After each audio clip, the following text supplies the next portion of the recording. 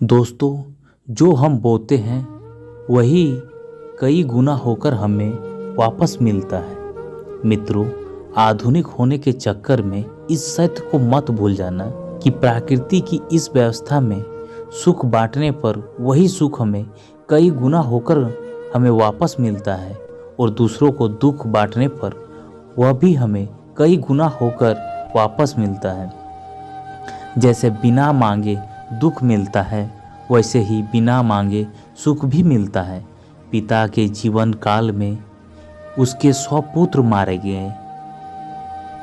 उससे बड़ी विडंबना क्या होगी। महाभारत में धृतराष्ट्र के 100 पुत्र मारे गए थे। क्या ये वह उसके पूर्व जन्म के किसी कर्म का दंड था? धृतराष्ट्र अंधा थे, लेकिन जब उन्हें यह पता चला कि गांधारी को 100 पुत्र होने का वरदान प्राप्त है तो अंधेपन का दुख मिट गया था। धृतराष्ट्र का 100 पुत्र और एक पुत्री प्राप्त हुई थी। कुरुक्षेत्र में 100 पुत्र मारे गए थे। एक पिता के लिए इससे बड़ी विडंबना और क्या होगी कि उसे 100 पुत्र का शोक मनाने पड़े। भगवान श्री कृष्ण ने गीता का जो संदेश दिया था, इसे अर्जुन के अलावा संजय और धृतराष्ट्र ने सुना था। उसमें भगवान श्री कृष्ण ने कहा था कि सब कुछ पूर्व ही निर्धारित है, सबको उसके पूर्व कर्मों का दंड भोगना पड़ेगा। धृतराष्ट्र को यह बात स्मरण थी। दुर्योधन और दुशासन मुख्य रूप से पांडव और द्रौपदी के दोषी थे। उसके मारे जाने का तो उसके कर्म दंड से जोड़ रहे थे, पर शेष पुत्रों की कोई भूमिका ही नहीं थी। वे क्यों मारे गए, ये प्रसंग धृतराष्ट्र को कचोटता था। महाभारत युद्ध समाप्त होने के बाद धृतराष्ट्र गहरे शोक में डूब गया था। तभी उससे मिलने भगवान श्री कृष्ण आते हैं। धृतराष्ट्र ने उसे प्रणाम करते हुए पूछा, मैं अंधा पैदा हुआ, मेरे 100 पुत्र मारे गए। भगवान, मैंने ऐसा कौन सा पाप किया जिसका यह दंड मिल रहा है? आपने अर्जुन से कहा था कि जो हो रहा है वह कर्मों का दंड है।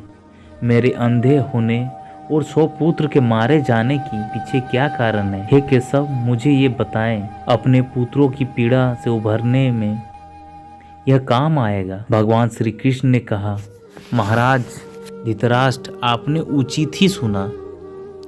कर्मों का दंड भोगना ही पड़ता है, उससे किसी को छूट नहीं है। राजा और सामर्थ्यवान लोगों को कर्मों का दंड विशेष रूप से भोगना पड़ता है।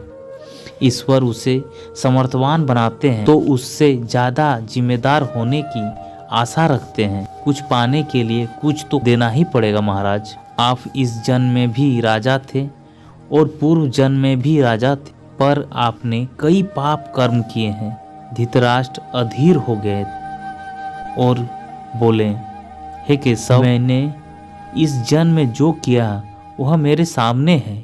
एक राजा और एक बड़े परिवार के मुखिया होने के नाते मुझे वही उचित लगा। पूर्व जन्म का जानने को उत्सुक हूँ। कृपया वह रहस्य खोलें कि ऐसा कौन सा पाप किया था कि मैं अंधा हुआ और मेरे 100 पुत्र भी मारे गए।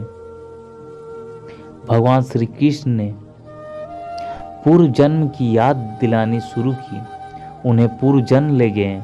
भगवान बोले, महाराज धृतराष्ट्र, पिछले जन्म में भी आप एक राजा थे। आपके राज्य में एक तपस्वी ब्राह्मण रहते थे। ब्राह्मण के पास एक हंस और एक हंसिनी का एक जोड़ा रहता था। हंसिनी गर्भवती थी। ब्राह्मण को उससे अपने संतान जैसी ही लगाव थी। ब्राह्मण को अपने तीर्थ यात्रा पर जाना था, लेकिन हंसों की चिंता में वे जा नहीं पा रहे थे। उसने अपनी चिंता एक साधु से बताई।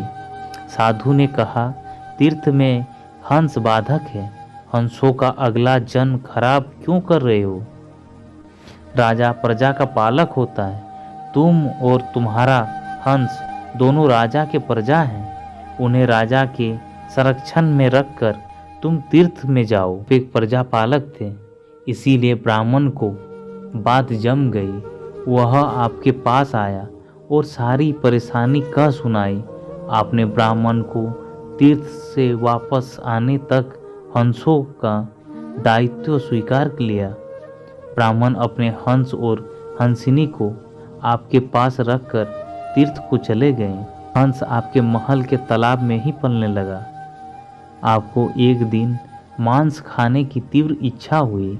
उस समय आप अपने महल के बाग में घूम रहे थे। आपकी नज़र हंसों पर पड़ गई। आपने सोचा कि सभी जीवों का मांस खाया, पर हंस का मांस नहीं खाया। इसका स्वाद आखिर कैसा होता हो। आप इसी विषय पर सोचते रहे और हंस का मांस खाने की इच्छा तीव्र होती चली गई। यह इच्छा पराकाष्ठा पर पहुंच गई और आप खुद को रोक ना पाए। आपने हंस के 2 बच्चे भूनकर खा लिए। उसके बाद आपके जीवा को लग गई और हंसिनी एक एक कर 100 बच्चे हुए।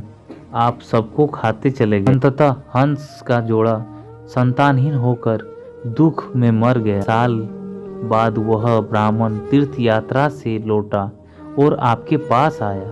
उसने अपने हंस के बारे में पूछा। हंस तो आपके लोभ के बलि चढ़ चुके थे। प्रजापालक राजा उसे कैसे बताता कि आपने अपने प्रजा की संपत्ति को चुपके से लूट लिया। इसीलिए आपने ब्राह्मण से कह दिया कि वह बीमार होकर मर गया। उसने आपकी बात मान ली और विलाप करते हुए घर चला गया। महाराज धृतराष्ट्र, आपने हंस के बच्चे को खाकर और झूठ बोलकर एक साथ कई अपराध किए हैं। आपने तीर्थ यात्रा पर गए उस व्यक्ति के साथ विश्वासघात किया जिसने आप पर अंधविश्वास किया था। आपने प्रजा की धरोहर को डाका डालकर राजधर्म भी नहीं निभा पाया। जीवा के लालच में आपने हंस के 100 बच्चे भूनकर खा गए जो आपके पास आश्रय के लिए आए थे। इस तरह आपने उस असहाय का वध किया जिसे आपने आश्रय दिया था, और यह बहुत बड़ा पाप है। हे राजन, इन घोर पाप कर्मों का दंड मिला है। जैसे आपने जीवा के लालच में हंस के 100 बच्चे मारे, वैसे ही आपके 100 पुत्र हुए। सभी लालच में आकर मारे गए। उन सब की जीवा भी आवश्यकता से अधिक उदंड थी। जिसने आप पर आंख मूंद कर भरोसा की, उस तीर्थयात्री से झूठ बोला और राजधर्म का पालन नहीं किया। कोई आंख मूंद कर विश्वास करे तो उसका विश्वास कभी नहीं तोड़ना चाहिए। इसी विश्वासघात के कारण आप अंधे और राजकाज में विफल हो गए। श्री कृष्ण ने कहा, सबसे बड़ा छल होता है विश्वासघात। आप उसी पाप का भोग कर रहे हैं। दोस्तों, आशा करता हूँ कि यह प्रसंग आपको अच्छा लगा होगा। हमारे वीडियो को लाइक एवं शेयर कर कमेंट में जय श्री कृष्णा लिखें, और ऐसे ही वीडियो देखने के लिए हमारे चैनल को सब्सक्राइब जरूर करें। जय श्री कृष्णा दोस्तों।